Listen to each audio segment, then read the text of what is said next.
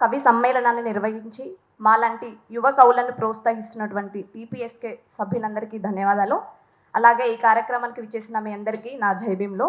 నా పేరు సాకు రచన. నేను హైదరాబాద్ సెంట్రల్ యూనివర్సిటీలో ఎంఏ చదువుతున్నాను. నా కమ్యూనిటీ వచ్చేసి మున్నూరు కాపు. మున్నూరు కాపు అయ్యుండి కూడా నేను కుల వివక్ష కోసం కవితలు రాయడానికి గల కారణం, నేను హైదరాబాద్ సెంట్రల్ యూనివర్సిటీలో జాయిన్ అయినప్పుడు చాలామంది నన్ను మున్నూరు కాపులో ఉండి మాదిగలతో స్నేహం ఎందుకు చేస్తున్నావు అని అడిగిన ప్రశ్నకే నేను కలం పట్టాను. నా కవిత శీర్షిక మేము మనుషులమే మాకు మనసుంటుంది. మేము మనుషులమే మాకు మనసుంటుంది. ఈ మట్టి మీద పుట్టిన ప్రతి ప్రాణం ఒకే గాలిని పీలుస్తుంది, ఒకే ఆకాశాన్ని కప్పుకుంటుంది, ఒకే సూర్యుని కాంతిలో నడుస్తుంది. అయినా మనిషి మనిషిని ఎందుకు విడదీస్తున్నాడు? అమ్మ కడుపులో పెరిగేటప్పుడు కులహంకారాలన్నీ ఉమ్మునీరులో తడిసిపోయినవే. బిడ్డ జన్మించినప్పుడు ఆ ఏడుపులో ఏకుల శబ్దం వినిపించింది. అమ్మ గర్భంలో నేనున్నప్పుడు ఈ బిడ్డ ఏ కులస్తురాలని ఉమ్మునీరే అడుగుంటే నేను బొడ్డు చీల్చుకొని పుట్టకపోయేదాన్నేమో. పుట్టిన వెంటనే ముద్దుల మధ్య గీతలు గీసిన సమాజమే కులమని పేరు పెట్టింది. బాల్యంలో చేతులు కలిపి ఆడుకున్నాం, మట్టిలో మునిగి నవ్వుకున్నాం. అప్పుడు మనసుల్లో ఎలాంటి గోడలు లేవు. కానీ కాలం గడిచే కొద్దీ మనసుల మధ్య గోడలు పెరిగిపోయాయి. అవి ఇటుక గోడలో సిమెంట్ గోడలో అయితే పైసలతో కూలగొట్టేదాన్ని. కానీ సరే, ఏ గోడలైనా నా కలాని కింద ఒకనాటికి కూలిపోవాల్సినవే. ఒకరి నీడ మరొకరికి పడకూడదని, ఒకరి చెయ్యి మరొకరు పట్టకూడదని ఇంత దూరం పెంచినది మనిషి అహంకారమే. పొలంలో చెమటోడ్చిన రైతుకి కులముండుంటే పొలంలో చెమటోడ్చిన రైతుకి కులమున్నట్టే పండించే పంటకు కులముంటే ఈ భూమి మీద ఎన్ని అహంకార కులస్తులు పస్తులుండేవో. నది నీళ్లు ఎవరిని తక్కువగా చూడవు, గాలి ఎవరిని దూరం పెట్టదు. ప్రకృతి నేర్పిన పాఠం అందరూ సమానమే. కానీ మనిషి మాత్రం తన స్వార్థంతో, తన అహంకారంతో గోడలు కడుతూ మనసులను బంధిస్తున్నాడు. పుస్తకాలు చదివి జ్ఞానం పెంచుకున్నాం, సాంకేతికంగా ఎంతో ఎదిగిపోయాం.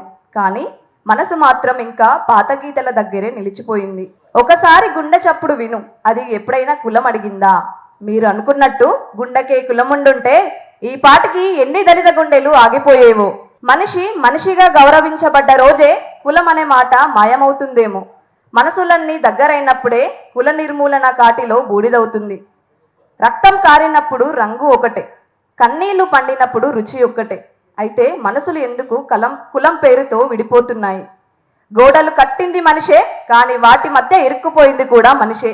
తన చేతులతో వేసుకున్న బంధనాల్లో తానే బందీ అయిపోతుండు. ఒక చిరునవ్వు ఇచ్చే హక్కు కూడా కులం చూసి ఇవ్వాలా? ప్రేమకు కూడా అడ్డుగోడలు కడతామా?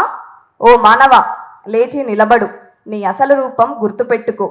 నువ్వు ఓ కులం కాదు, నువ్వొక మనిషివి. చేతులు కలిస్తే చాలు ఈ గీతలు అన్నీ చెరిగిపోతాయి. మనసులు దగ్గరవుతే చాలు ఈ లోకం నిజంగా స్వర్గమవుతుంది. మనిషి అనే పదం మళ్ళీ పుట్టాలంటే కులం అనే గోడలు కూలాలి. ప్రతి కన్నీటి చుక్క ఒకే రుచి, ప్రతి గుండె చప్పుడు ఒకే సవ్వడి. అయితే మధ్యలో ఈ గీతలు ఎక్కడి నుంచి వచ్చాయి? ఒకరోజు ఈ గీతలన్నీ చెరిగిపోతాయి. కానీ అప్పటి వరకు ఎంతమంది మనసులు విరిగిపోతాయో? ఇంకెంతమంది మనసులు విరగాలి? ఇంకెంతమంది కన్నీళ్లు కార్చాలి? కులం అనే గోడలు కూలే వరకు మనిషి పూర్తిగా బ్రతకడు. ఒకరోజు నేను గట్టిగా అరుస్తాను, నేను కులం కాదు, నేను మనిషినని. ఆ రోజు ఈ లోకం వినాలి, ఆ రోజు ఈ లోకం మారాలి. లేకపోతే మనిషి అనే పదం చరిత్రలో మిగిలిపోతుంది. మేము మనుషులమే, మాకు మనసుంటుంది. కాస్త ఆలోచించు సమాజమా. ముందు నా కులాన్ని గౌరవించే వాళ్ళే ఈనాడు నా కళాన్ని గౌరవిస్తుంటే నా కళానికి సలాం చేయాలనిపిస్తుంది.